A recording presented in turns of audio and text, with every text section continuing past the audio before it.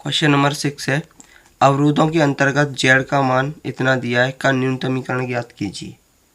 ये हमारे रेखीय समीकरण दी गई हैं, तो इनको सबसे पहले हम समीकरण के रूप में परिवर्तित करेंगे। अब इन समीकरण को हल करके x और y के मान ज्ञात करेंगे।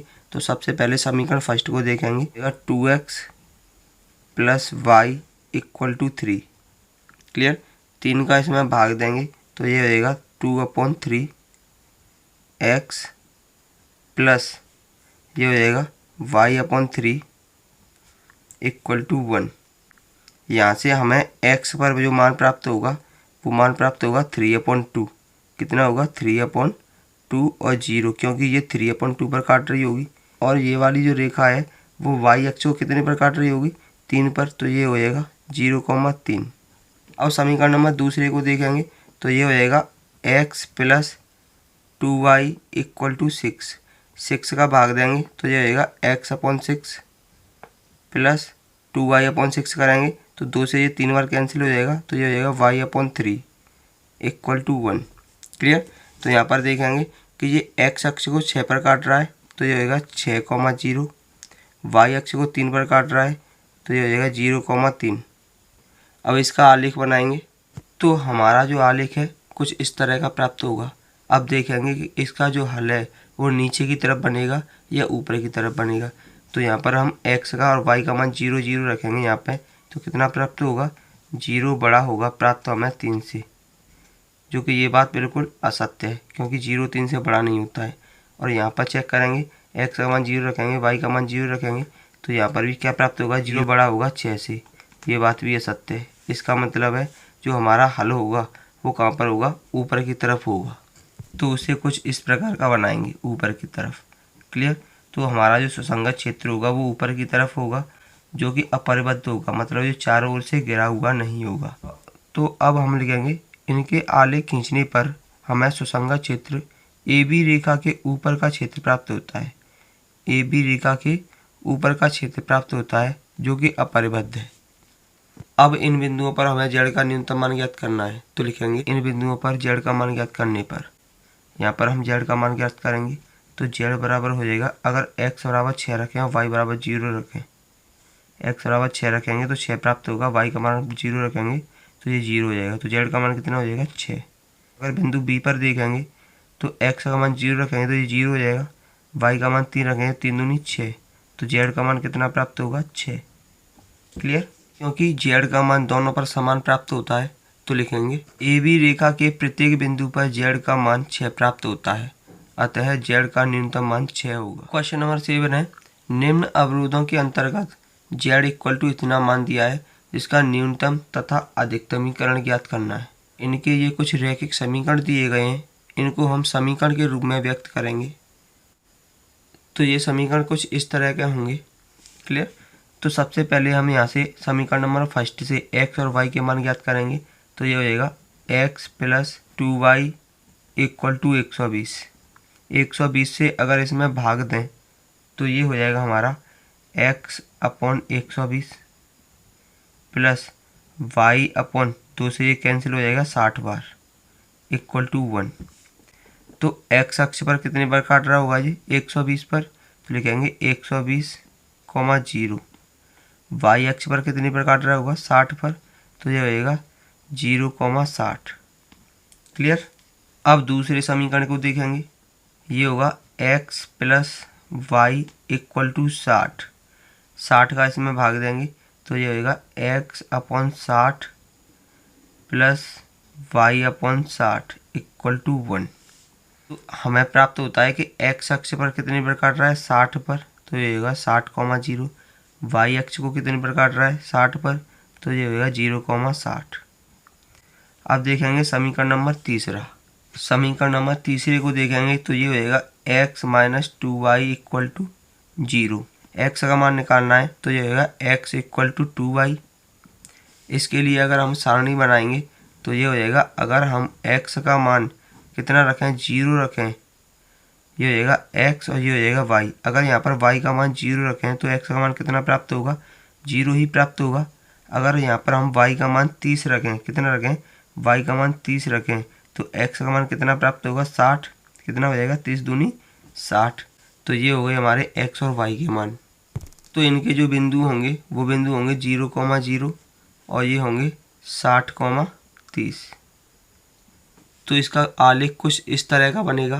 पहला है हमारा 120,0, तो 120,0 यहाँ पर होगा और 0,60 बिंदु यहाँ पर मिलेगा, तो इन दोनों बिंदुओं को मिला देंगे। दूसरा देखेंगे 60,0, तो 60,0 यहाँ पर है और 0,60 यहाँ पर है, तो इन दोनों बिंदुओं को मिला देंगे। तीसरा देखेंगे 0,0 यहाँ पर है और 60,30, तो 60,30 यहाँ पर है, इस बिंदु को मिला देंगे। अब देखेंगे कि इसका जो हल है वो किस तरफ बनेगा। तो इसका हल देखेंगे, सबसे पहले अगर हम यहाँ पर x बराबर 0 रखें और y बराबर 0 रखें तो ये दोनों 0 प्राप्त होंगे। तो देखेंगे 0 छोटा है 120 से, ये बात तो सत्य है, यानी कि इसका जो हल बनेगा इस रेखा का, किस रेखा का, 120 वाली का, वो हल नीचे की तरफ बनेगा यहाँ। क्लियर। दूसरी रेखा को देखेंगे यहाँ पे, तो अगर यहाँ पर x बराबर 0 रखें और y बराबर 0 रखें तो 0 बड़ा प्राप्त हो रहा है यहाँ पर 60, और ये बात बिल्कुल गलत है, ये बात बिल्कुल गलत है। तो इसका मतलब क्या है, यहाँ से हमें जो प्राप्त हो रहा है दूसरे समीकरण से जो 60,0, 0,60, यानी कि ये है, इसके लिए जो हल प्राप्त होगा वो ऊपर की तरफ होगा यहाँ पे। क्लियर।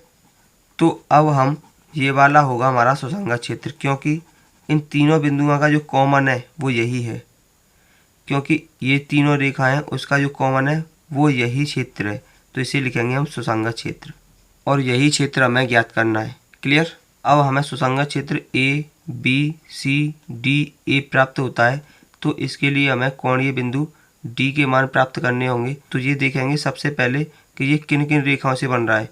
एक तो ये वाली रेखा से बन रहा है जो कि x + y = 60 है, और एक इस रेखा से बन रहा है जो कि x - 2y = 0 है। तो इन दोनों रेखाओं को हल करने पर हमें डी का बिंदु प्राप्त करना होगा। तो आइए देखते हैं। ये हमारे समीकरण नंबर फर्स्ट, इसे मान लेंगे समीकरण नंबर सेकंड। घटाने पर करेंगे ये माइनस, ये प्लस, ये माइनस हो जाएगा, कैंसिल हो जाएंगे। 2y और y कितने हो जाएंगे, 3y = 60। तो y का मान कितना प्राप्त होगा यहाँ से, 20। क्लियर।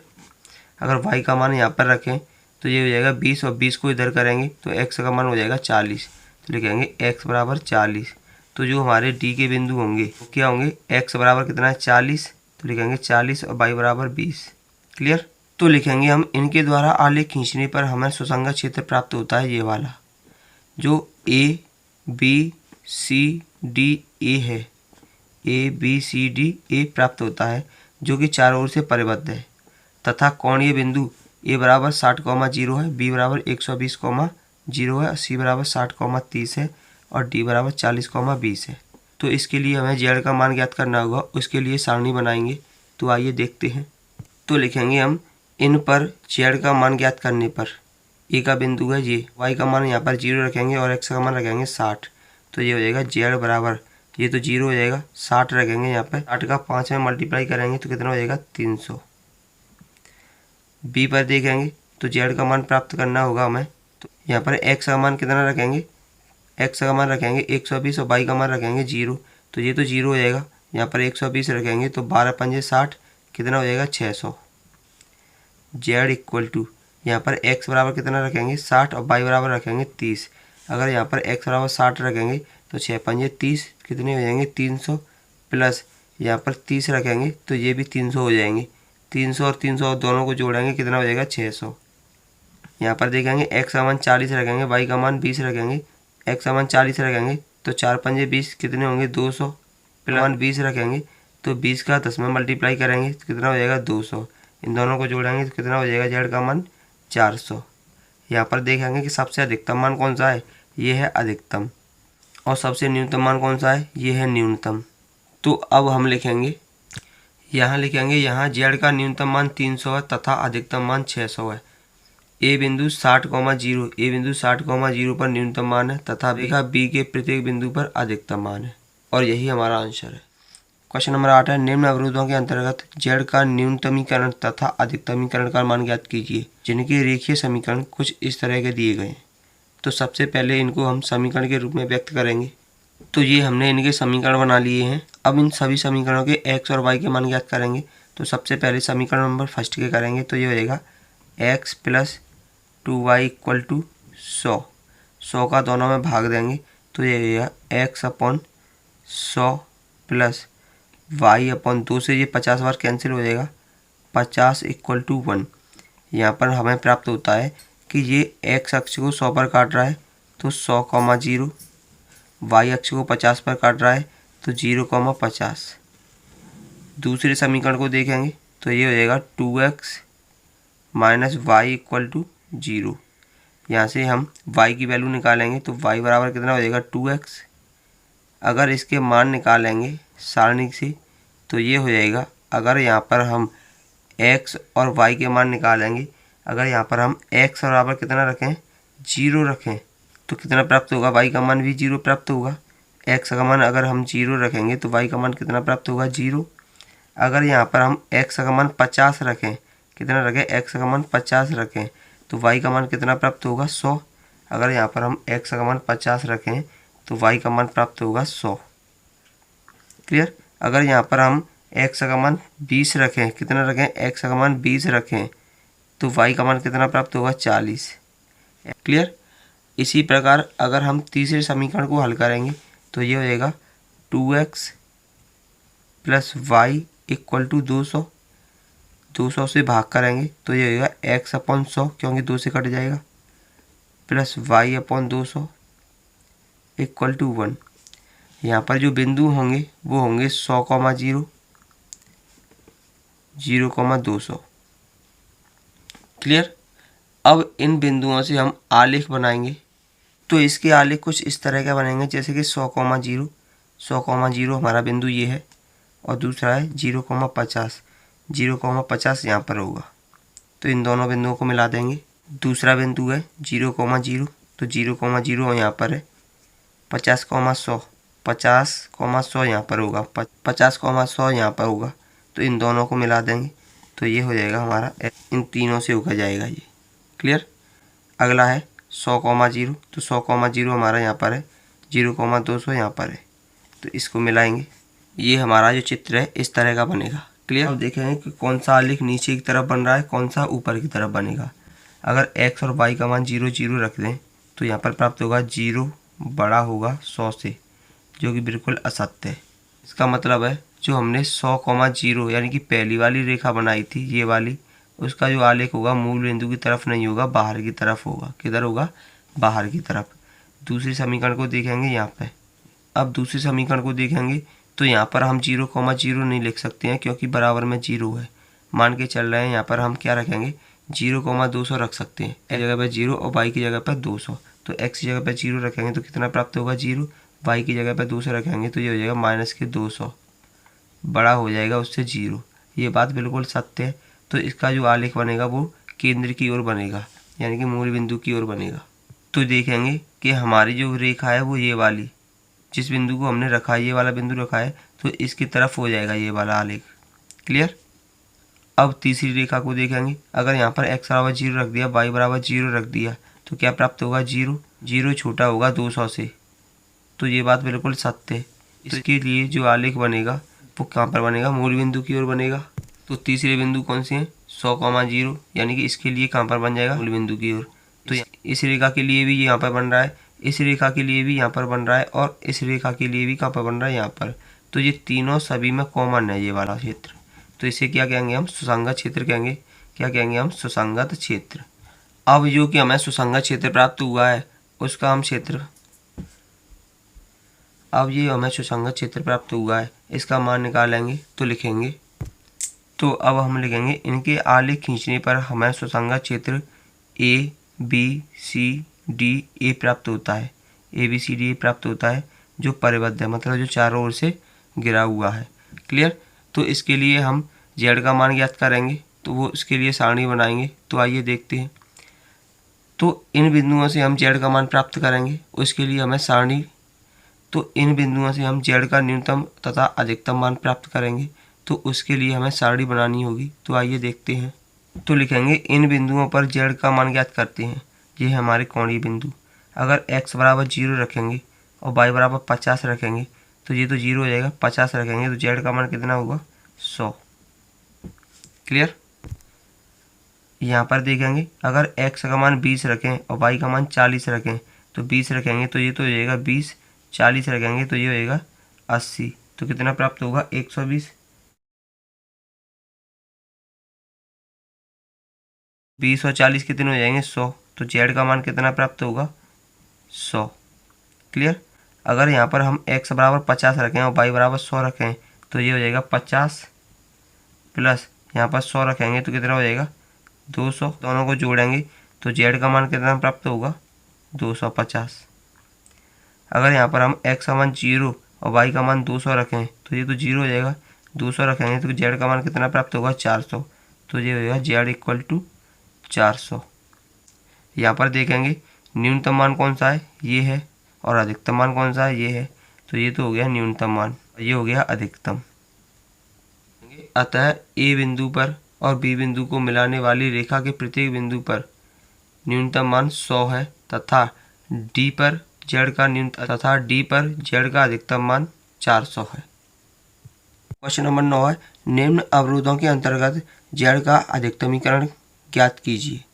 जिसकी हमें रेखीय समीकरण ये दिए गए हैं, इनको सबसे पहले हम समीकरण के रूप में व्यक्त करेंगे। तो सबसे पहले हम इसके मान निकालेंगे x के, तो ये हो जाएगा x इक्वल टू 3। कितना हो जाएगा x इक्वल टू 3। तो x का मान तो आ गया 3। अब समीकरण नंबर 2 से देखेंगे तो ये हो जाएगा x plus y equal to 5। 5 से अगर इसमें भाग देंगे तो ये हो जाएगा x upon 5 plus y upon 5। तो यहाँ पर हमें पता चल रहा है कि ये x अक्ष को भी 5 पर काट रहा है और y अक्ष को भी। तो ये होगा 5,0 और 0,5। इसके बिंदु ये हो जाएंगे। क्लियर। अब समीकरण नंबर 3 को देखेंगे तो ये हो जाएगा x plus 2y equal to 6। 6 से भाग देंगे तो ये हो जाएगा x upon 6 plus y upon 3 हो जाएगा, क्योंकि ये 2 से कट जाएगा 3 बार, इक्वल टू 1। तो यहाँ पर देखेंगे x अक्ष को कितने पर काट रहा है 6 पर, तो ये होगा 6,0। y अक्ष को कितने पर काट रहा है 3 पर, तो ये होगा 0,3। इसका बनेगा नहीं क्योंकि ये इसके बराबर पहले से ही 0 दिया गया है। अब इसका आलेख बनाएंगे तो आलेख कुछ इस तरह का बनेगा। पहले देखेंगे x बराबर 3 पर, तो x बराबर 3 के लिए सीधी रेखा जाएगी। देखेंगे 5 0 और 0 5 पर, तो 5 0 तो बिंदु यहाँ पर होगा और 0 5 यहाँ पर होगा, तो इन दोनों को मिला देंगे। अब देखेंगे 6 0 और 0 3 पर, तो 6 0 यहाँ पर होगा, 0 3 यहाँ पर होगा, तो इन दोनों को मिला देंगे। अब देखेंगे 6 0 0 3 पर, 6 0 यहाँ पर होगा, 0 3 यहाँ पर होगा, तो इन दोनों बिंदुओं को मिला देंगे। अब देखेंगे किस रेखा का आलेख किधर बनता है। अब हम इसमें सुसंगत क्षेत्र प्राप्त करेंगे कि वो कहाँ पर होगा। तो आइए देखते हैं इसमें कि x का मान 3 से बड़ा है तो इसकी दिशा तो होगी इधर, इसका जो हल बनेगा इस तरफ बनेगा। क्लियर। और दूसरा देखेंगे अगर x का मान यहाँ पर 3 रख दिया और y का मान 0 रख दिया तो हमें प्राप्त होगा 3 बड़ा होगा 5 से। क्लियर। जो कि बात असत्य है, तो इसकी हल। अब क्योंकि ये बात असत्य है तो इसके बिंदु कौन कौन से हैं, इसके बिंदु हैं 0,5 और 5,0। तो ये वाली रेखा है, तो इसका जो हल होगा नीचे की तरफ नहीं होगा, कहाँ पर होगा ऊपर की तरफ होगा। क्लियर। अब इसे देखते हैं। यहाँ पर हम मूल बिंदु को भी रख सकते हैं, जैसे कि 0,0 रख सकते हैं। तो यहाँ पर भी 0, यहाँ पर भी 0 रखेंगे तो कितना प्राप्त होगा 0 बड़ा होगा 6 से। ये भी बिल्कुल असत्य है। तो इसके लिए कौन सी रेखा है ये, इसके लिए कौन सी दिशा होगी, इधर होगी ऊपर की तरफ। तो यहाँ पर देखेंगे हम। अब देखेंगे कि यहाँ पर कॉमन कहाँ पर है, कॉमन है यहाँ पर। इसके लिए सुसंगत क्षेत्र यहाँ पर होना चाहिए, इसके लिए भी कहाँ पर होना चाहिए, ऊपर की तरफ होना चाहिए, तो ऊपर की तरफ है। ठीक है। इसके लिए भी कहाँ पर होना चाहिए, ऊपर की तरफ, तो यहाँ पर भी ऊपर है। क्लियर। ये हो गया हमारा सुसंगत क्षेत्र। अब हम लिखेंगे इनके आलेख खींचने पर हमें सुसंगत क्षेत्र ABC प्राप्त होता है। ABC इसे बिंदु मान लेंगे B। क्लियर। जो कि अपरिबद्ध है, जिसके कोणीय बिंदु A बराबर इतने दिए हैं 6,0, B बराबर हमें ज्ञात करना है और C बराबर हमें ज्ञात करना है। क्लियर। तो किस प्रकार ज्ञात करेंगे, सबसे पहले देखेंगे कि जो बिंदु B है वो किस किस रेखा से बन रहा है, इस रेखा से और इस रेखा से बन रहा है। तो ये वाले बिंदु 0,3 और 6,0 किस रेखा से बने हैं, 0,3 और 6,0 हमारी तीसरी रेखा से बने हैं इससे। तो ये वाला समीकरण लेंगे। और कौन सी रेखा है 0,5 और 5,0, यानी कि 0,5 और 5,0 समीकरण नंबर 2 से बने हैं। इन दोनों समीकरणों को हल करके हमें बिंदु बी निकालना होगा सबसे पहले। तो यहाँ पर लिखेंगे, पहले तो समीकरण नंबर सेकंड रखेंगे, फिर समीकरण नंबर थर्ड रखेंगे। तो लिखेंगे घटाने पर, तो ये घट जाएंगे, इससे ये कट जाएगा, वाई में से 2y जाएंगे, कितने बचेंगे माइनस के y, और 5 में से 6 जाएंगे, माइनस के 1 बचेंगे, माइनस से माइनस कैंसिल हो जाएगा, y बराबर कितना आ जाएगा 1। y का मान हम यहाँ पर रखेंगे तो 1 आएगा, 1 इधर जाएगा तो कितना हो जाएगा माइनस का, तो x का मान कितना आ जाएगा, x का मान आ जाएगा 4। क्लियर। अब देखेंगे बिंदु C, बिंदु C को देखेंगे किस किस रेखा से बना है। एक तो ये वाली रेखा जिसके बिंदु कितने हैं 5,0 और 0,5। तो देखेंगे किस रेखा से बने हैं 5,0 0,5 रेखा दूसरी से बने हैं। क्लियर। और ये वाली रेखा जहाँ पर x बराबर 3 है, तो लिखेंगे यहाँ पर, तो यहाँ पर हम ये वाली रेखा और ये वाली रेखा दोनों को हल करके बिंदु C के निर्देशांक निकालेंगे। तो ये हो जाएगा x plus y equal to 5 और x इक्वल टू कितना दिया है 3, तो x इक्वल टू लिखेंगे 3। क्लियर। x का मान यहाँ पर रखेंगे तो y का मान कितना प्राप्त होगा, y का मान प्राप्त होगा 3, 3 इधर जाएगा, माइनस के हो जाएगा, तो 5 में से 3 जाएगा, कितना बचेगा 2। x का मान कितना है 3, y का मान 2, तो यहाँ पर रखेंगे। ये हमारे बिंदु B, तो सबसे पहले बिंदु B रखेंगे, x का मान 4 और y का मान 1। बिंदु C के रखेंगे, x का मान 3, y का मान 2, x का मान 3 और y का मान 2। तो अब हम मान निकालेंगे z का। तो कोणीय बिंदु हमारे ये दिए गए हैं, तो सबसे पहले हम y बराबर 0 रखेंगे तो ये 0 हो जाएगा, x बराबर 6 रखेंगे तो z का मान कितना प्राप्त होगा -6।